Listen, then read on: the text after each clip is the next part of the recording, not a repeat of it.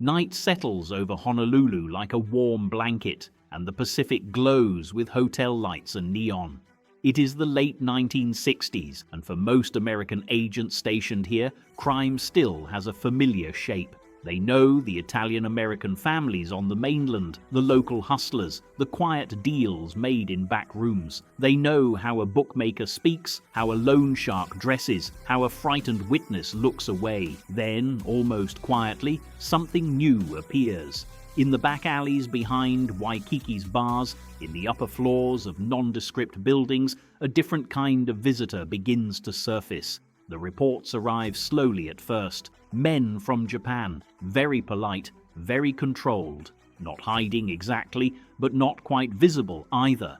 They rarely raise their voices. They seem to know exactly who owes money and who can make problems disappear. When one of them rolls up his sleeve in a humid interrogation room, the American officers fall silent.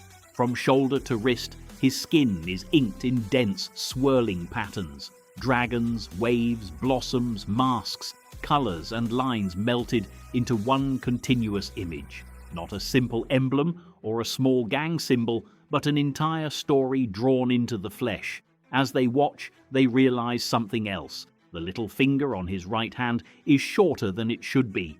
The last joint is gone, healed long ago. The same on another man and another. They have never seen anything like it. The reports pile up. These men call themselves something that sounds like Yakuza. They are not lone drifters. They move like members of a vast, invisible union. They rent hotel suites with cash. They meet with local businessmen at golf courses. They appear near docks, near casinos, near places where money, goods and people flow in and out of the islands. The FBI and other agencies reach for what they already know. In the United States, organized crime families together count perhaps 20,000 made men. A dangerous number, but one that fits into familiar maps and charts. When they quietly ask their counterparts in Tokyo for information on these Yakuza, the answer that comes back is unsettling. Japan, at that moment, has more than 180,000 of them. The number feels unreal, almost 10 times the size of the American Mafia, in a country with barely half the population. Not scattered small-time criminals, but members of structured families, syndicates with names, leaders, territories and codes. A second skeleton beneath the skin of modern Japan. The Americans imagine a secret empire hidden in alleys and safe houses, much like their own mob back home. But as they peer more closely, another surprise emerges. The Yakuza are not entirely hidden. Not in the way they expect. In Japanese cities, some of their offices have signs on the door, brass plaques, names etched in neat characters, a gang headquarters sitting openly above a convenience store or down the street from a police box. After violent clashes, some of their leaders hold press conferences. They stand in front of cameras in dark suits and carefully knotted ties, apologizing for stray bullets, announcing truces with rival groups in the calm tone of company directors. It is as if someone took all the rules of the underworld and quietly rewrote them. American agents ask the Japanese police for help. Lists of names, photographs, structures, bank accounts. The replies are cautious, incomplete, sometimes simply delayed into silence. To the outsiders, it looks like stonewalling, or the lingering chill of old war wounds. The reality is more tangled. In Japan, the Yakuza have existed for centuries, older than the United States itself. They are feared, yet woven into the fabric of certain neighborhoods. Some citizens remember times when these same gangsters helped keep order when the state faltered. Some police officers have spent their careers in a strange dance with them, raiding one office, quietly tolerating another, exchanging information in both directions. They are not the same as the Italian-American families who crept through cities that officially denied their existence. The Yakuza occupy a grey zone. Not legal, never respectable, but not entirely invisible either. They are the shadow cast by a very particular history. To understand why a criminal organization could be so large, so visible, and yet so strangely accepted, you have to step away from the fluorescent light of the interrogation room and travel back in time. Back to a Japan of wooden streets and paper screens, where samurai still walk the roads and the night smells of smoke and rain. Centuries earlier, during the long peace of the Tokugawa shogunate, society was arranged in rigid layers. Warriors above, farmers and artisans beneath, merchants below them, and far below that, those who did not fit anywhere at all. As feudal wars faded, many samurai found themselves adrift, trained to fight, but with no battles left to win. Some sank into desperate, quiet lives. Others took a darker path. People called them kabuki-mono, the strange ones. They wore outlandish clothes and dramatic hairstyles, a deliberate mockery of official decorum. They drifted through towns with swords at their hips and boredom in their eyes. Stories say that the worst of them would draw their blades just to test an edge on a passerby or to prove their courage in meaningless cruelty. Whether each tale is literally true does not matter as much as the feeling they left behind. Armed men, unmoored from duty, frightening to everyone beneath them. On the other side of that fear, another figure emerged, the Machi Yako, servants of the town. These were not noble knights. They were gamblers, laborers, petty thugs who aligned themselves with markets and neighborhoods. They fought back against the kabuki-mono, sometimes with sticks and fists, sometimes with blades of their own. In popular plays and songs, they became folk heroes, rough men who stood up to arrogant samurai and corrupt officials on behalf of ordinary people. Later, when modern Yakuza bosses wanted to tell their own origin story, they would point to the Machi Yako, not the kabuki-mono. "We are protectors," they like to say. "We stand between the people and those who would abuse them." It is a flattering mirror, and like all mirrors, it reflects only part of the truth. But the legends sank deep into the culture, and somewhere inside that myth, something real took root. The idea that men outside the law could still claim a kind of order of their own. Meanwhile, away from the heroic stories, two more practical tribes of outsiders were finding their place along the edges of society.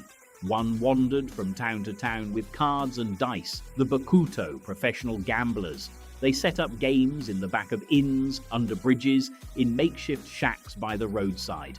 Farmers, porters, and minor officials risked their coins for the chance at a quick win. The Bakuto not only ran the games, they loaned money, enforced debts, and sometimes offered protection. They had their own slang, their own rituals, their own sense of pride. In one of their favorite games, Oicho Kabu, a particularly bad hand, an 8, a 9, and a 3 added up to the worst possible total. Yakuza, useless, worth nothing. The word became a bitter little joke among the gamblers. Over time, it turned into a label that outsiders used for them, then a label some began to embrace. If respectable society thought they were good for nothing, they would take that word and wear it like a scar. The other group, the tekiya, made their living as traveling peddlers. They sold cheap goods at markets and festivals, trinkets, snacks, medicines that might work or might not. Their stalls brightened temple grounds and crossroads during holidays, but behind the color and sound, there was always the risk of fraud, theft, and intimidation. The tekiya formed tightly organized guilds to control who could sell where and at what price. They enforced that control with fists, knives, and the occasional carefully arranged accident.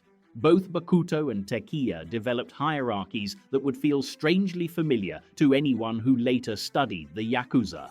At the top was the Oyabun, the parent. Beneath him, the Kobun, the children. It was more than a nickname. It was a model of loyalty. The Oyabun offered protection, advice, and money. In return, the Kobun offered obedience, labor, and their willingness to take risks, even to go to prison on his behalf. The relationship was sealed not just with words, but with ritual. One day, in a cramped room above a shop, a young man might kneel across from his prospective boss. Between them, a low table, a bottle of sake, 2 small cups. Senior members pour the liquor slowly, speaking of duties and consequences. The cups are exchanged and drained. In that moment, the young man is no longer just an employee. He is family, at least within the invisible borders of the clan. For someone growing up with no real place in Japan's rigid order, a boy born poor, or to a stigmatized group, or simply with no prospects, that offer could feel like salvation. A father, brothers, a roof, a way to belong, even if the price was high. Those bonds would later be tested in ways that shocked American agents staring at missing fingers in a Hawaiian interview room. At the time, though, the system was just beginning to knit itself together. Gamblers and peddlers linking their small crews into something larger and more disciplined. As the decades passed, these scattered bands would merge, split, and merge again. Their leaders would learn to speak the language of businessmen and politicians. Their tattoos would grow more intricate as they turned punishment into art. Their private code of loyalty and shame would harden into practices that left permanent marks on the body. Far from Honolulu, long before anyone in the FBI had heard the word Yakuza, the first outlines of that world were already taking shape. A parallel family structure rising from the cracks in feudal Japan. To truly understand the modern Yakuza, you have to watch how they carved their identity not just through stories or reputation, but into the skin itself. Long before organized crime analysts mapped their structures, before politicians whispered their names behind closed doors, the Yakuza wore their past openly, layered beneath their clothes, glowing beneath lantern light, as if their bodies were pages of an ancient book. The origin of these tattoos reaches back centuries. In one version of the story, the earliest criminals were branded by authorities with black rings around their arms. One ring for each crime, an imprint meant to shame a man forever, marking him as someone who could never fully return to society. It was a punishment that followed him everywhere, on the street, in the bathhouse, even in the home where he tried to hide from the world's judgment. The mark was a reminder, once outside the law, always outside the law. But the Yakuza did something unusual with this stigma. What began as a symbol of shame gradually became a symbol of pride. They didn't hide their marks, they expanded them. A thin ring around the forearm grew into elaborate bands. Bands grew into shoulder panels, back murals, entire body suits. Scenes of mythic heroes, tigers, dragons, crashing waves, images that spoke of strength, rebellion, ferocity, and endurance. What was once a wound became a declaration. The process was brutal. This was no modern tattoo parlor with sterilized needles and electric buzz. For generations, the ink was inserted by hand, sharp needles tied to wooden sticks, dipped into pigments ground from soot and minerals. The artist worked slowly, relentlessly, hour after hour, pressing, tapping, cutting the skin open again and again to force the color deep below the surface. A full back piece could take 100 hours. A full body suit could require years of sessions, sweat, and pain. For the Yakuza, that pain mattered. It proved something. It showed your endurance, your commitment, your willingness to suffer for the family you chose. When a man removed his shirt in a gambling den or a bathhouse and those enormous images unfurled across his body, everyone in the room understood exactly who and what he was. But tattoos were only one part of the language written on their bodies. The missing fingers told the darker chapters. The practice is called yubetsume, finger shortening, a penalty for mistakes, a ritual of apology, a way to atone for disobedience or failure. When a member violated the rules, lost gambling funds, disrespected a superior, put the clan at risk, he was expected to correct the imbalance by offering something of himself. A small plank was placed on the floor, a clean cloth laid across it. The offender knelt, holding a blade steady between his fingers, breath tight, face lowered. Then, with a single downward press, he severed the tip of his smallest finger. The pain was sharp, but the shame was sharper. He wrapped the severed joint, placed it inside the cloth, and presented it to his oyabun. the symbolic act of surrender, humility, and most importantly, renewed dependency. Because missing a joint from the little finger weakens your grip. Historically, it made it harder to wield a sword, forcing the offender to rely even more heavily on the boss for protection. Modern gangsters do not wield swords, but the gesture still carries the same meaning. You have diminished yourself, and now you must live closer to the family that allows you to survive. It is a system built on fear, loyalty, and the delicate architecture of shame, concepts deeply rooted in Japanese culture long before the first Yakuza family appeared. And these rituals, these marks, these scars, they shaped the men who would later step into political halls, negotiate with business elites, and forge alliances with crime syndicates overseas. They shaped the men who would sit across from American agents decades later, silent and unmoving, their bodies telling stories that no interpreter needed to translate.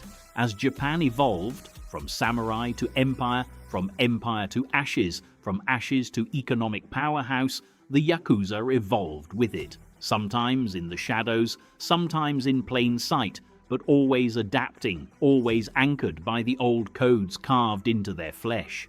As Japan stepped out of its feudal past and into the modern world, the Yakuza found themselves facing a new landscape, one where swords and street intimidation were no longer enough to survive.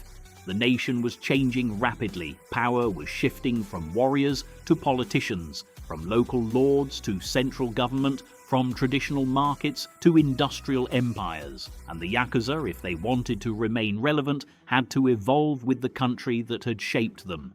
For many, that evolution began not on the streets, but in the halls of politics.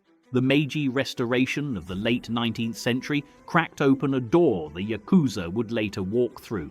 Japan was modernizing at a breathtaking pace. Railroads, factories, national armies, constitutional government. Old social classes crumbled, new elites rose. And amid this transformation, the Yakuza discovered that their skills, intimidation, loyalty networks, control over labor, and influence over local populations were suddenly valuable to people with far more power than any gang boss. Politicians needed muscle, they needed votes, they needed bodies in the streets when rival factions tried to disrupt rallies or intimidate supporters.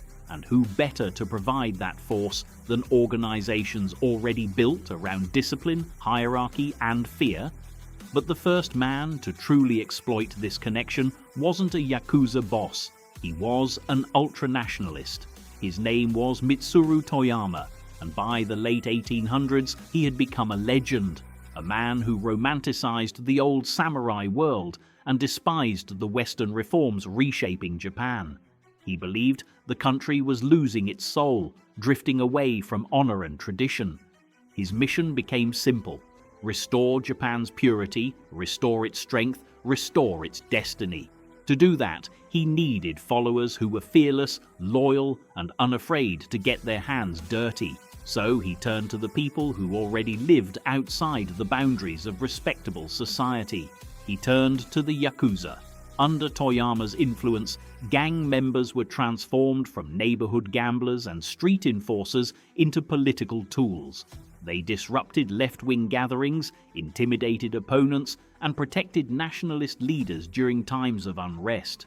Their violence was seen as useful, necessary even, to preserve order and suppress social movements that threatened the conservative vision of the nation. In return, Toyama offered something far more valuable than money. He offered legitimacy. Being associated with nationalism, patriotism, softened the public image of these criminals. Suddenly, they weren't just thugs. They were defenders of Japan's cultural values. Soldiers in an unseen army. That illusion would become one of the most powerful shields the Yakuza ever possessed. By the time the 20th century arrived, The relationship between gangsters and politicians had become deeply embedded. The line between the underworld and the upper world blurred until in some cases it nearly vanished, and then a far more dangerous figure emerged. Yoshio Kodama. If Toyama had built the bridge between crime and politics, Kodama would turn that bridge into a multi-lane highway. He began as a nationalist, then evolved into a political fixer, a wartime profiteer, a smuggler, and eventually the most influential underworld figure Japan had ever seen. The Americans called him a political kingmaker. The Japanese newspapers referred to him as a shadow shogun. He orchestrated deals between gang leaders and cabinet ministers, between businessmen and intelligence agencies. He even collaborated with the CIA during the early Cold War. Both sides united in their fear of communism. For the Americans, Kodama was a convenient tool, someone who understood the streets, could influence elections, and could mobilize thousands of loyal men at a moment's notice.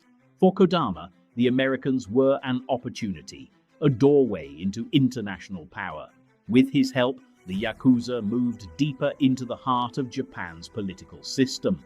They helped ensure certain parties remained in power. They protected businessmen whose financial support was essential to both gang operations and political campaigns. And through these alliances, the Yakuza grew wealthier, stronger, and more deeply woven into the nation's infrastructure. By the 1930s, their influence stretched from gambling dens to corporate boardrooms.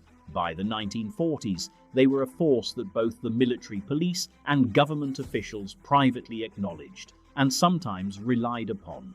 And after World War II, when Japan lay in ruins, that influence only expanded. As the country struggled with hunger, homelessness, and chaos, the Yakuza stepped in to fill the void.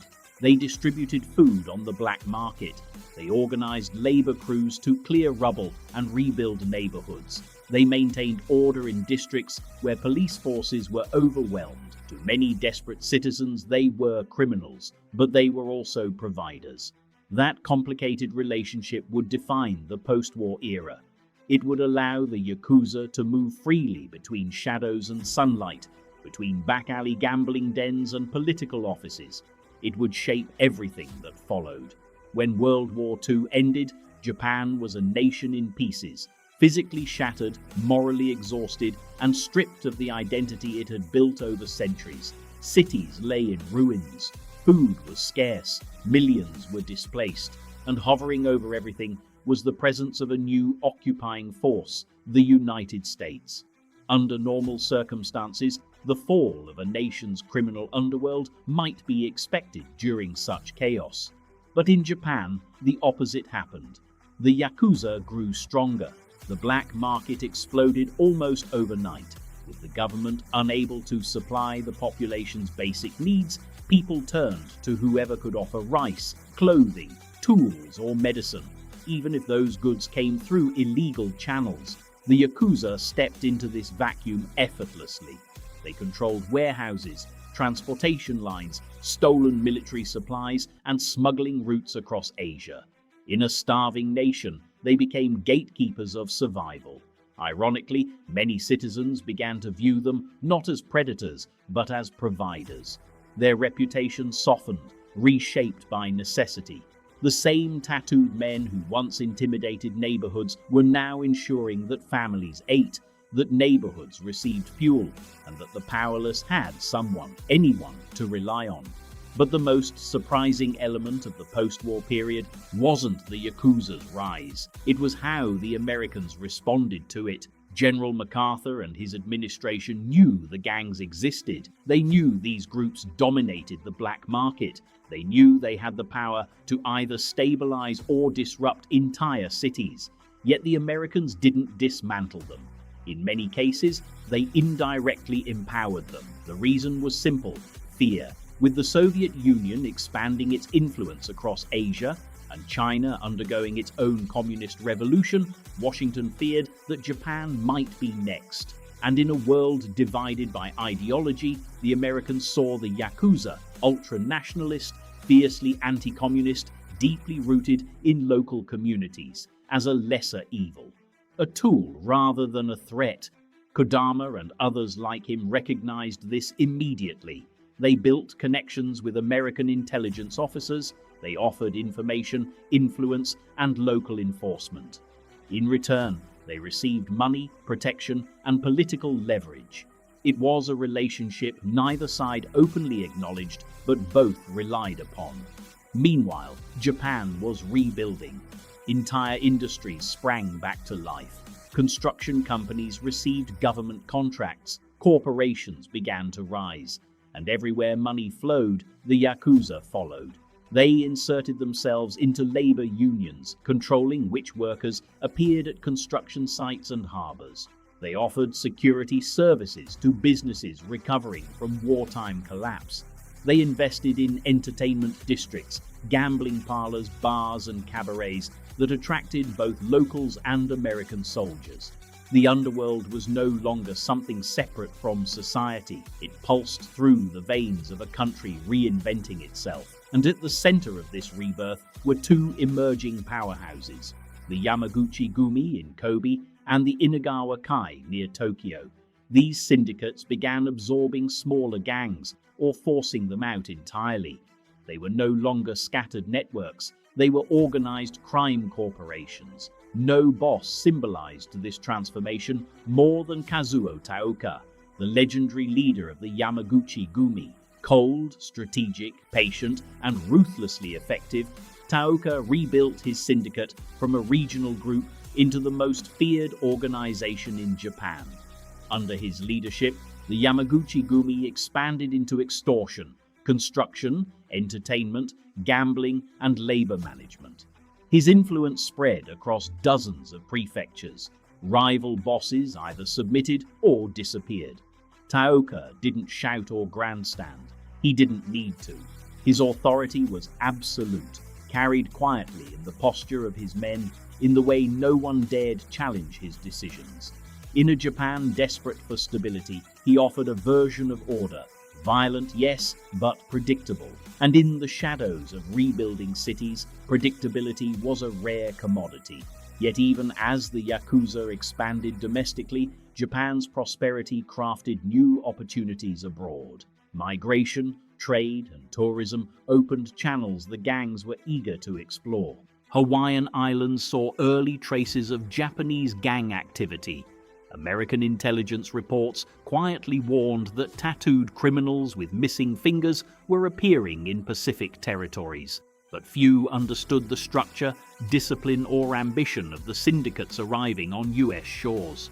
To American law enforcement, accustomed to the Italian Mafia's secrecy, the Yakuza's boldness was shocking. They presented themselves openly, sometimes even hanging their family crests at the entrance of their headquarters, a gesture that would have been unthinkable for American crime groups. This was not arrogance, it was cultural. For generations, the Yakuza had seen themselves as an alternative order, not as secretive criminals, but as necessary outlaws, men who operated in the spaces the government could not or would not reach. But that visibility, that confidence, would eventually draw the attention of global authorities. The Yakuza's world was expanding, and so was the world's ability to watch them. The story shifts towards the moment when Japan's booming post-war economy begins to collide with the enormous, rapidly industrializing power of its own underworld. A moment when gangster empires reached unprecedented heights, and when their alliances with politicians and corporations became too bold to ignore. By the 1950s, Japan was no longer the wounded nation struggling to survive the ashes of war. Factories had reopened, trade routes revived, cities rebuilt themselves block by block, an economic spark was catching fire, and by the end of the decade, that spark would become an inferno. Japan was rising faster than anyone expected, including the men in the shadows who intended to ride that wave of prosperity. For the Yakuza, this era became something entirely new. Gone were the days when gangsters relied primarily on black markets or small-time gambling dens. Japan's economic miracle opened doors to industries that were bigger, richer, and far more complex, and the Yakuza were ready to walk through every one of them. They set their eyes on construction, real estate, transportation, nightlife, and entertainment, industries exploding with opportunity as Japan rushed to modernize. Entire districts were being built from scratch, and behind the scenes, the Yakuza acted as brokers, enforcers, and sometimes even silent partners. Their influence seeped into unions, corporations, and political offices. This wasn't street crime anymore. This was economic infiltration. Their numbers surged. The Tokyo Metropolitan Police noted that by 1958, Japan had around 70,000 Yakuza members. Within just 5 years, that number nearly tripled to 184,000. More than the entire Japanese army, more than the combined members of all American mafia families. A shadow population so large and organized that even government agencies couldn't ignore them. But numbers alone didn't explain their rise. The real force behind their power lay in the alliances they were forming. Alliances that blended politics, business, and nationalism into a single dangerous ecosystem. Ultranationalist groups, some with roots stretching back to the 1800s, found common cause with modern gangsters. They shared a worldview built on discipline, loyalty, and deep suspicion of foreign influence. And they shared a goal, shaping Japan's political landscape from behind the curtain. By the early 1960s, Yoshio Kodama, one of the most influential ultra-nationalists of his time, had woven himself into the highest levels of both politics and organized crime. He acted as a broker, a mediator, a bridge between the underworld and the state. Politicians relied on him, gang leaders respected him, foreign intelligence agencies, most notably the CIA, recognized his utility in the Cold War. It was an era when the lines between patriotism and criminality blurred so thoroughly that sometimes even journalists struggled to tell them apart. Meanwhile, the Yakuza themselves were shedding the old aesthetic of Japanese outlaws and adopting a new look inspired by American cinema. Dark suits, crisp white shirts, thin ties, sunglasses that hid their eyes and emphasized their menace. The Hollywood gangster had become a blueprint, and in post-occupation Japan, style was power. But beneath the polished exterior, the old codes remained. Hierarchy, obedience, sacrifice. The Oyabun Kobun system still anchored every decision. Even as they modernized, the Yakuza clung to rituals older than most of their members. It was this mixture, ancient loyalty fused with modern ambition, that made them so formidable. While the Inagawa Kai dominated the Tokyo region, the Yamaguchi Gumi in Kobe was becoming something much more than a regional gang. Under Kazuo Taoka, the syndicate expanded with military precision. He brought in thousands of members. He forged alliances with smaller groups. He crushed rivals. Taoka believed in structure, discipline, and a kind of order that mirrored corporate management more than street-level crime. To understand his leadership is to understand why the Yamaguchi Gumi became the largest and most influential criminal organization Japan has ever seen. Taoka didn't rely on theatrics. He relied on strategy, relentless, grinding, unseen strategy. He didn't just control territories, he controlled relationships with businessmen, politicians, entertainers, and even police officers, especially the police. For decades, there existed an unspoken, uneasy relationship between Japanese law enforcement and the Yakuza. Unlike in the West, where being associated with criminals is political suicide, Japan's police often viewed the Yakuza as a necessary evil. Some officers even claimed they preferred the old-fashioned gangs to the unpredictable violence of unaffiliated criminals. At least the Yakuza followed rules. At least they had an internal code. And so the two sides existed in a strange, fragile balance. Police would conduct raids, but the armed Yakuza were often tipped off before they happened. Officers would arrest low-level members, but high-ranking bosses rarely stayed behind bars for long. It was a relationship built not on trust, but on recognition. Each side understood the other's place in society. Still, even the strongest alliances crack under pressure, and Japan's rapid modernization brought new tensions. Money was flowing faster than ever before, into stock markets, into real estate, into corporate investments. The richer the country became, the more the Yakuza wanted their share, and as their appetite grew, so did their reach. Men who once collected gambling debts were now managing construction contracts. Enforcers who once oversaw street territories were now traveling internationally, building connections with American mafia bosses or Southeast Asian traffickers.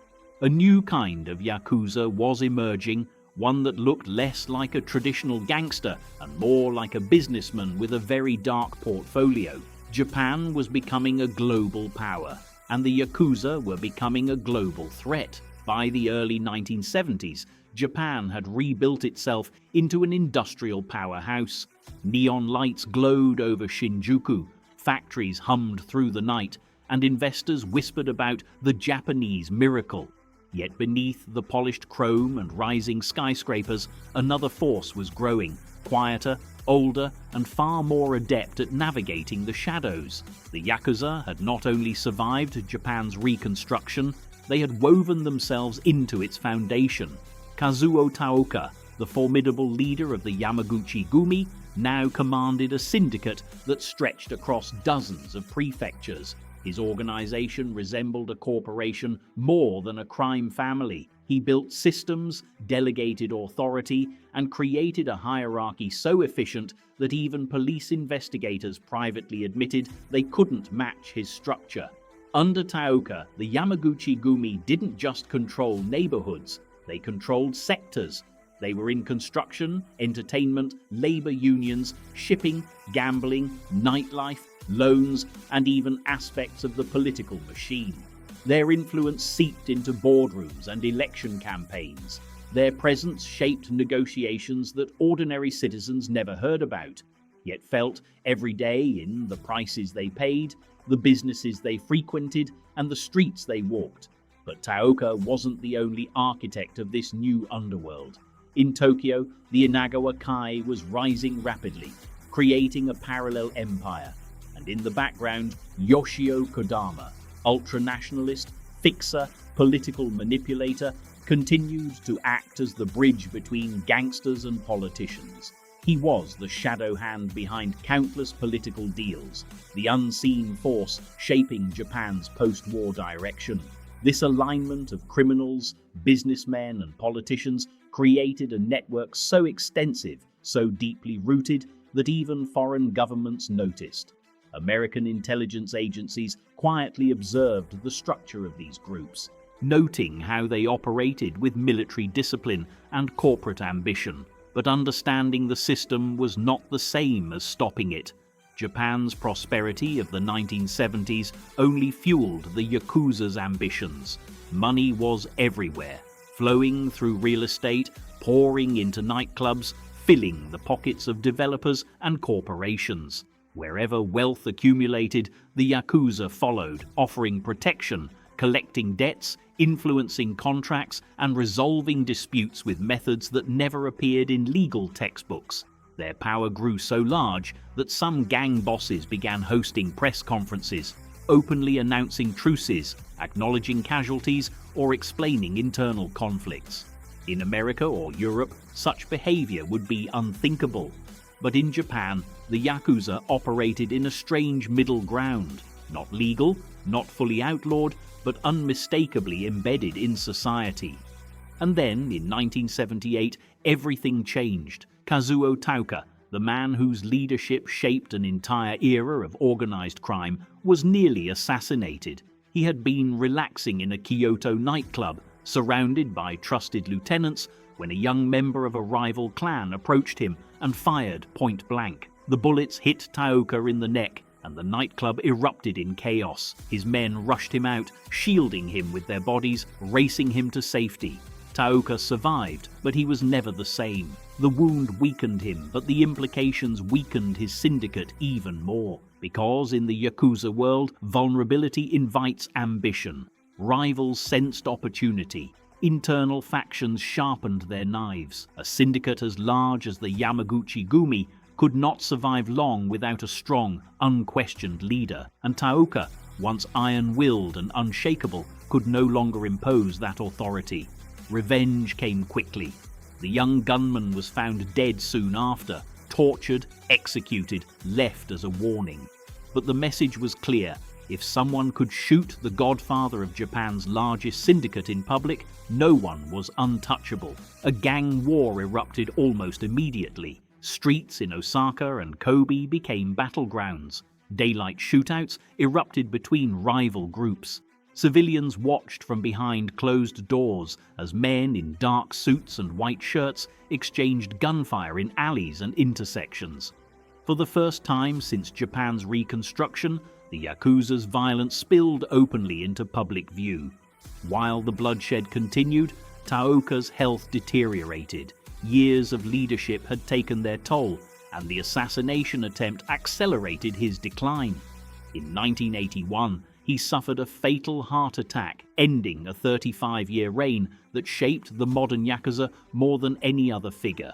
His organization entered a period of instability. The woman left to temporarily lead it.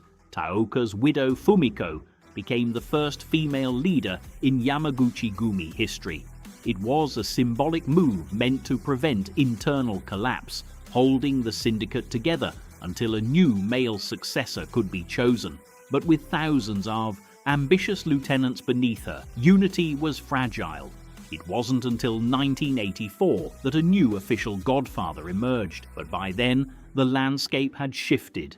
The Yakuza were no longer simply street syndicates. They had become deeply entangled in Japan's financial and political systems.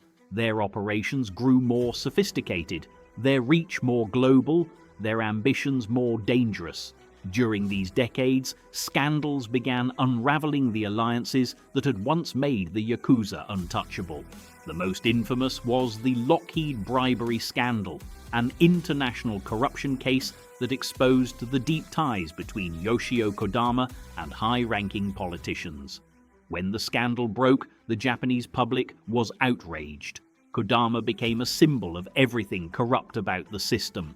His fall signaled a turning point. For the first time, Japan saw its underworld not as a strange but familiar presence, but as a threat to national integrity. Yet even as their image suffered, the Yakuza continued to profit massively.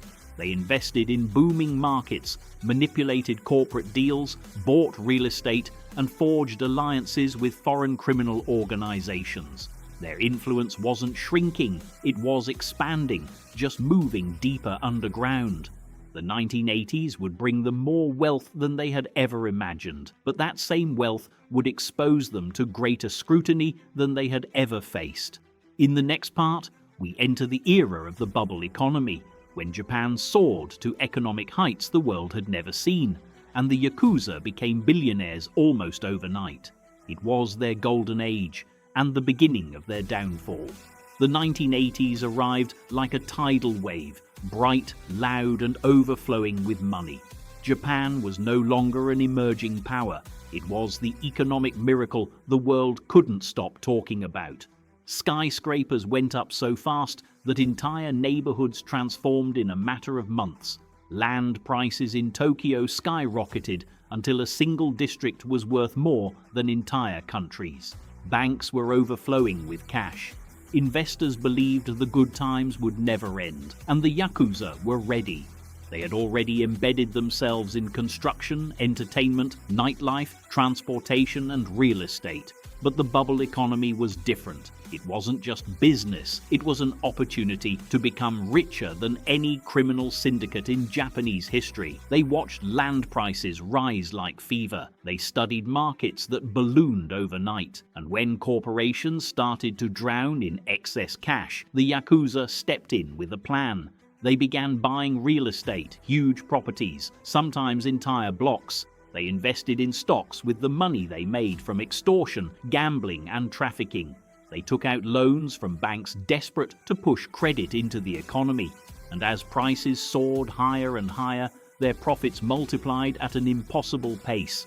This was the era when Yakuza organizations started to look less like gangs and more like multinational corporations. They created holding companies. They set up front businesses. They used lawyers, accountants, brokers, and consultants. Their operations became so sophisticated that even experts struggled to trace the flow of money. What had once been crime hidden in alleyways was now crime buried deep within contracts, stock trades, and real estate portfolios. No one embodied this transformation better than Susumu Ishii, the new leader of the Inagawa Kai in Tokyo, a godfather unlike any Japan had ever seen. Ishii didn't flaunt tattoos or severed fingers. He wore tailored suits, attended business meetings, and hosted elegant dinner parties with politicians and bankers. He understood that the future of organized crime didn't lie in street-level violence. It lay in manipulation, influence, and money, rivers of it. By the late 1980s, Ishii had amassed a fortune estimated at over $1 billion. Some believed he was the richest gangster in the world. He owned companies, properties, and financial assets across Japan and overseas. Yet to most people, he was invisible, a quiet figure operating in the shadows of corporate towers rather than in the smoky backrooms of gambling dens. His rise symbolized the peak of Yakuza influence. For a moment, it felt like they had become unstoppable. But economic miracles have a way of turning into nightmares, and Japan was about to wake up. Around 1990, the bubble burst. Land prices collapsed, stocks crashed, investors panicked, banks were suddenly saddled with billions in unpaid loans. The same economic engine that had made Japan the envy of the world ground to a halt almost overnight. And the Yakuza, who had taken advantage of the boom more aggressively than anyone, watched their empires begin to fracture. Real estate holdings that once rose in value every month now dropped sharply. Companies that looked invincible suddenly became liabilities. Loans that banks once handed out freely were now being called in. Those who had built fortunes on inflated assets saw those fortunes evaporate. Ishii himself began to crumble under the weight of the collapse. His massive investments turned toxic. His health declined rapidly. By the early 1990s, he stepped down from leadership, and not long after, he died, marking the symbolic end of the Yakuza's golden era. But the economy wasn't done revealing secrets. As banks struggled to clean up their balance sheets, investigators began uncovering something far more alarming. Many of those unpaid loans had been facilitated or manipulated by the Yakuza. For years, gangsters had used threats, bribes, and political connections to secure massive lines of credit. And when the economy collapsed, the enormous losses fell on financial institutions, not on the criminals who engineered them. The revelations triggered a wave of scandals. Newspapers exposed ties between politicians and gang leaders. Corporations found themselves entangled in extortion schemes. Public trust began to crumble. Japan could no longer pretend that the Yakuza were simply a necessary evil. They had become too powerful, too embedded, too bold. By the early 1990s, the government decided it was time to act. New anti-gang laws were drafted, laws designed not to chase Yakuza members through the streets, but to choke off their money, their partnerships, and their legitimacy. These laws allowed authorities to target not just the criminals, but anyone who supported them, businesses, landlords, even politicians. Suddenly, being associated with the Yakuza wasn't just dangerous, it was illegal. The impact was immediate. Thousands of members left their clans, dozens of groups dissolved, banks stopped lending, companies severed ties, public tolerance evaporated. But it wasn't victory, not really, because the largest and most disciplined syndicates didn't disappear, they adapted. They pulled themselves out of public view. They abandoned open headquarters and moved into more discreet operations. They replaced visible rackets with complex financial schemes. They shifted assets overseas. They outsourced violence to freelancers. And instead of shrinking, they changed shape, becoming something harder to see and much more difficult to fight. The Yakuza were entering a new era, one defined not by tattoos and severed fingers, but by fraud, money laundering, international trafficking, and silent influence. Their power was no longer measured by the number of men they commanded, but by the depth of their connections and the sophistication of their operations. As Japan stepped into the final years of the 20th century, something unexpected began to happen within the underworld. The old order, the rituals, the hierarchy, the stoic devotion that once shaped the Yakuza was starting to fracture. It didn't collapse overnight. It didn't break in one dramatic moment. Instead, it eroded quietly, piece by piece, like a coastline worn down by the tide. The young men entering the syndicates in the 1990s were not the same men who entered in the 1950s or 60s. They didn't grow up in a devastated post-war Japan. They didn't feel the same loyalty to nationalist ideals. They weren't raised to admire Oyabun figures the way earlier generations had. They grew up in a modern nation with global influences, Western fashion, new technologies, and far fewer reasons to submit their lives to an ancient hierarchy. And this generational shift shook the foundations of the Yakuza in ways few leaders could have predicted. For decades, a Yakuza's loyalty to his boss was unquestioned. The Oyabun-Kobun relationship was once sacred, a bond stronger than blood. The rules were clear. The Kobun obeyed, the Oyabun provided protection, resources, and direction. It was a system rooted in Confucian values and samurai-era codes, a system that had survived wars, modernization, and political upheaval. But by the late 1990s, many young recruits viewed these traditions as burdens, not virtues. They wanted money, status, and power, not rituals, obligations, and submission. The idea of sacrificing one's life for the clan felt antiquated. The idea of severing a finger as atonement seemed absurd. The notion of dying for the boss felt outdated in a world where criminal networks were becoming globalized and profit-driven. This cultural shift created tension inside the syndicates. Older bosses saw the erosion of discipline as a threat to their legacy. Younger members saw tradition as a barrier to success. And in the gap between those two worlds, a new kind of Yakuza began to emerge. More individualistic, less loyal, more opportunistic. At the same time, Japan was tightening its grip on organized crime like never before. The anti-gang laws introduced in the early 1990s had begun to take effect. They didn't destroy the Yakuza, but they changed the rules of the game. Landlords could refuse to rent to gang members, banks could deny accounts, businesses could refuse service, police could restrict activities that once went unchecked, and every person who cooperated with the Yakuza, lawyers, contractors, bankers, risked legal punishment. The walls were closing in, and as the walls tightened, the Yakuza adapted once again. They became more discreet, more corporate, more international. Instead of extortion envelopes slid across izakaya tables, they moved towards investment fraud, stock manipulation, and sophisticated money laundering schemes. Instead of running brothels in alleyways, they began coordinating trafficking networks across Southeast Asia.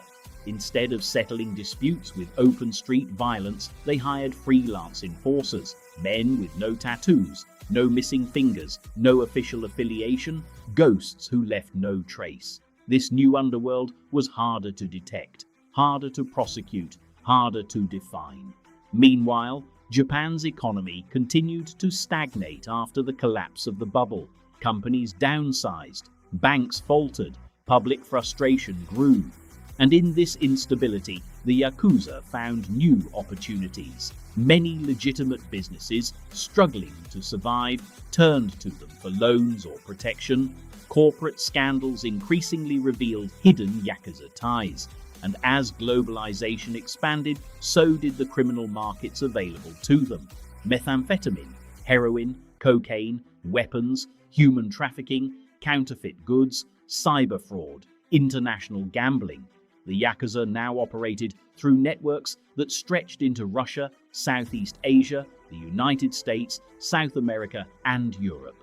Foreign criminal groups also saw potential in Japan's disciplined syndicates. Russian mobsters, some ex-KGB, exchanged weapons and access for Japanese products and vehicles.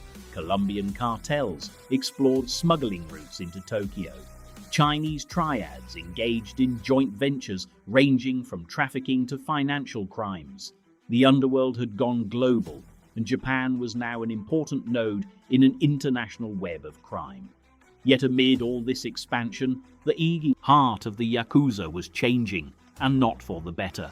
Older leaders, the men who had built the syndicates through strict codes and disciplined hierarchies, began to express concern.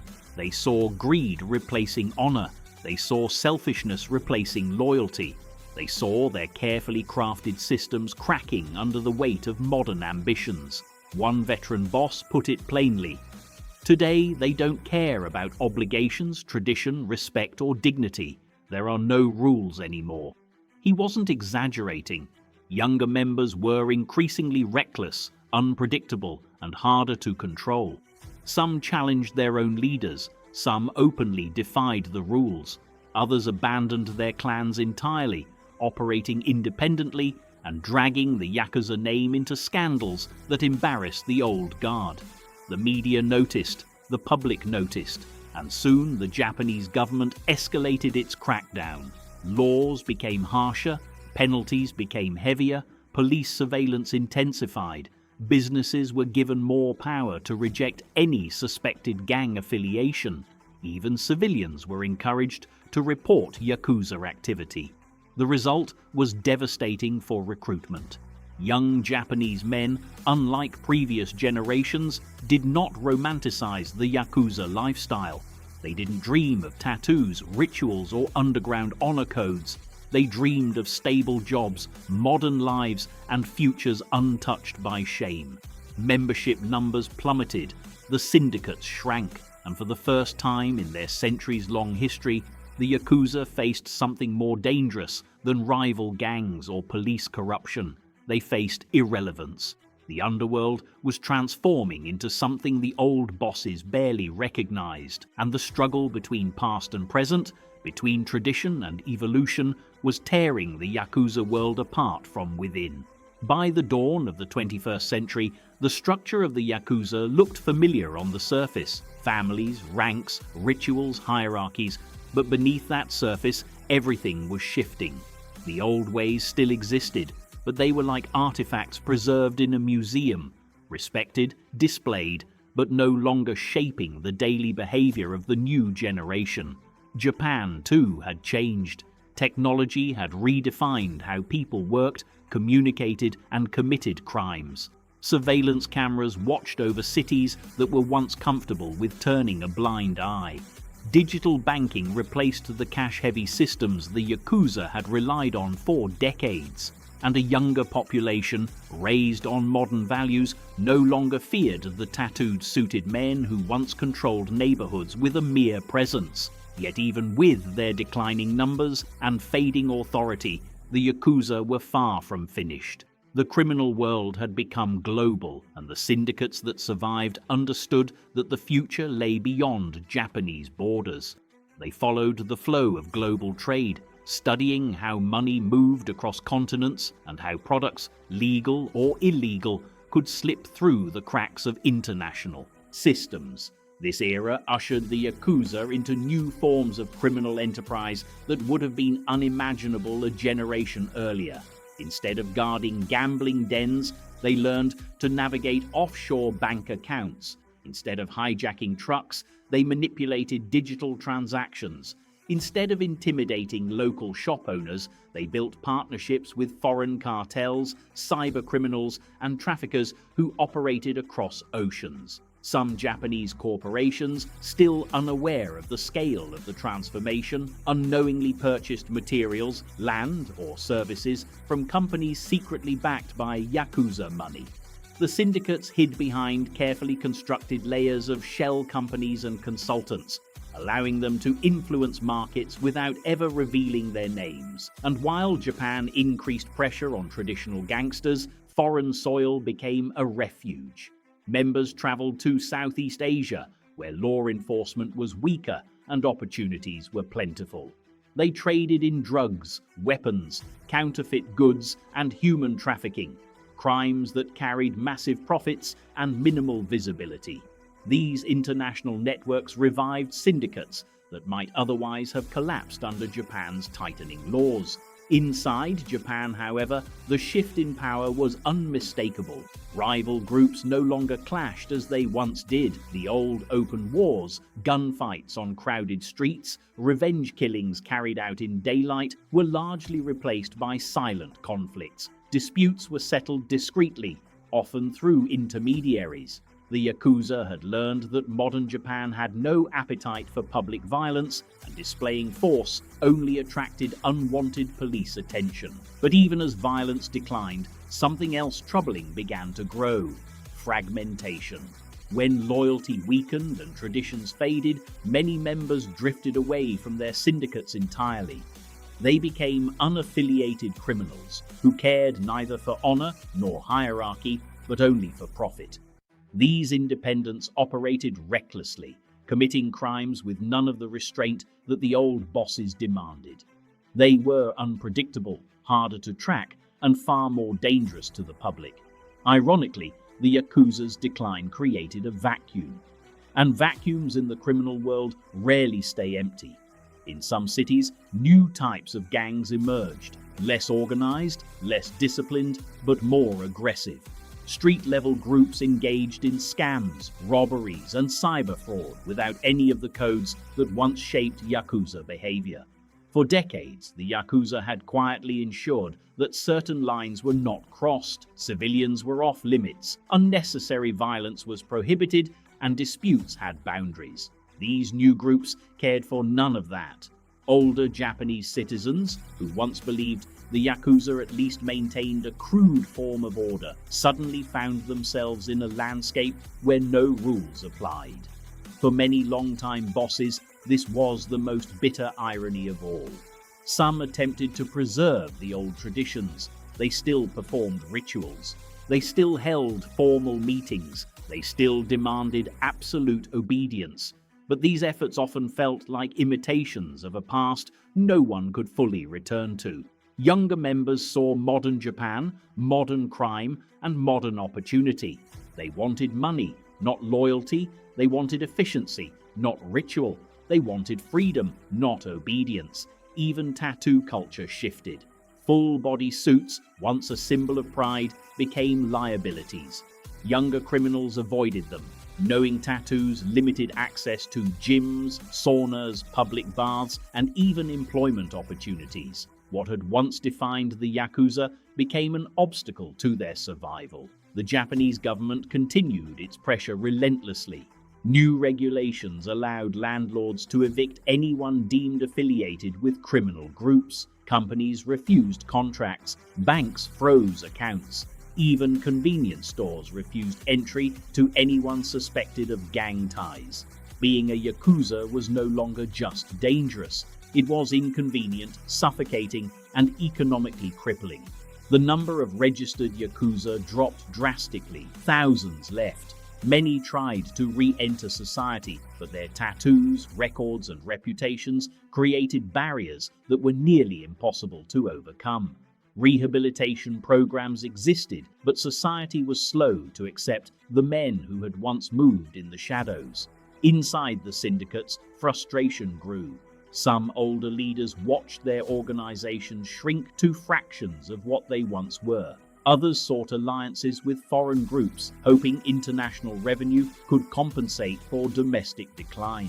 A few attempted to reinvent themselves entirely, entering legitimate business sectors, construction, entertainment, logistics, while hiding their criminal roots. Yet even diminished, the Yakuza retained something most global crime groups lacked: structure.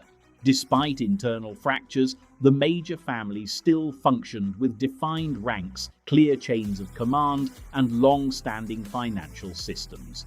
Their names still carried weight, even if less than before, and their ability to adapt, painfully, slowly, but consistently, kept them alive, while many other criminal organizations collapsed under the pressure of modernization.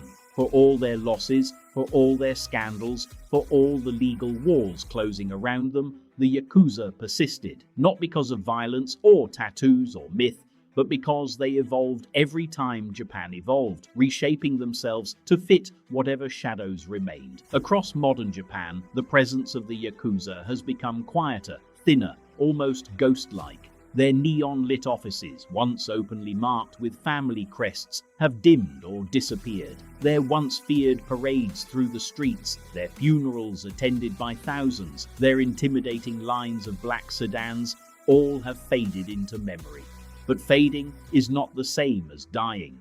What remains today is a paradox, an underworld that is weaker in power, yet more difficult to eradicate than ever.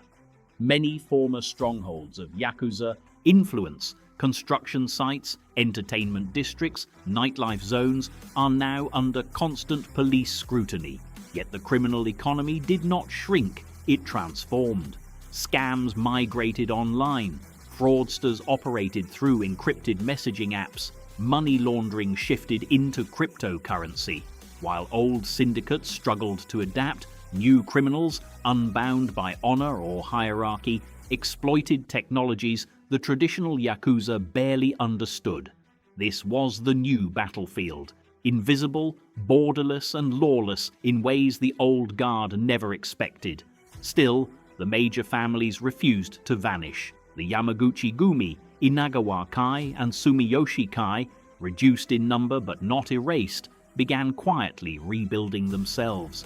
They pursued subtler income streams, consulting businesses, construction bidding, offshore ventures, and mediation services in corporate disputes. In a society that values harmony above confrontation, some companies even turned to Yakuza negotiators when internal conflicts threatened to erupt publicly. These arrangements were unofficial, discreet, and mutually beneficial. In a strange twist, the very traits that once defined Yakuza culture, discipline, hierarchy, loyalty, became their competitive edge in a disordered modern underworld. But their survival came at a cost. The gap between the old ideals and the new reality widened each year. Senior members who had grown up under strict codes looked at the younger generation with unease. They saw men who had no intention of sacrificing fingers for honor, no desire to protect communities, no interest in loyalty beyond profit. The Oyabun Kobun bond, once the backbone of Yakuza identity, was now treated by many as a formality, a relic of another era. With loyalty fading, internal betrayals became more common. Some members secretly cooperated with law enforcement to reduce their own sentences. Others stole from their organizations. A few even provided information to rival groups. Acts that would have been unimaginable 50 years earlier had now become part of the new criminal landscape. For the first time in centuries, the question arose, if the code disappears, is it still the Yakuza? Yet despite everything, the cultural image of the Yakuza remained powerful. Films, television dramas, novels, and video games kept their mythology alive, depicting them as tragic anti-heroes, warriors of a fading age, men bound by honor in a world that had forgotten it. These stories, though romanticized, shaped how many Japanese people and much of the world understood the Yakuza. But behind the myth, the reality is stark. Most modern members live under constant stress, cut off from banks, housing, insurance, and employment. Many cannot legally sign a phone contract. Tattoos that once symbolized pride now prevent entry into gyms, pools, or even some restaurants. Young men no longer dream of joining syndicates. Instead, they avoid them, recognizing that membership offers neither wealth nor status in today's Japan. Even recruitment has become difficult. Families that once passed down Yakuza lineage from father to son now discourage it. A lifestyle once considered glamorous now looks like a trap. This decline has created yet another problem: desperation. Some smaller factions, struggling to survive, have turned to reckless crimes, phone scams targeting the elderly, aggressive extortion, unplanned assaults, and chaotic rivalries that have none of the discipline of past conflicts. These incidents bring harsh police crackdowns and public outrage, further accelerating the decline. The Yakuza, in effect, are fighting a war on three fronts: against the government, which seeks to suffocate them financially; against society, which no longer tolerates their presence; and against time, which erodes the traditions that once held them together. Yet the story does not end with disappearance. It ends with transformation. The surviving syndicates have quietly adopted a new philosophy: stay small, stay hidden, stay profitable. No more public offices with crests, no more flamboyant cars, no more street parades, no more needless wars. Instead, a new type of Yakuza operates like a shadow within the machinery of modern Japan. Not visible, not loud, not mythical, just present. Their legacy is no longer defined by tattoos or amputations, but by an ability to adapt through every era Japan has lived through: feudal warlords, Meiji reforms, world wars, American occupation, the economic miracle, the bursting of the bubble, globalization, and now the digital age. Through every transformation of the nation, the Yakuza found a way to survive. Whether their next evolution will preserve any semblance of the old code, or whether they will dissolve entirely into the anonymous world of cybercrime, money laundering networks, and global syndicates, remains a mystery that only time will answer. But one thing is certain: the story of the Yakuza is not simply about crime. It is a story of a nation's shadows, shadows that stretch across centuries, reshaping themselves every time the light changes.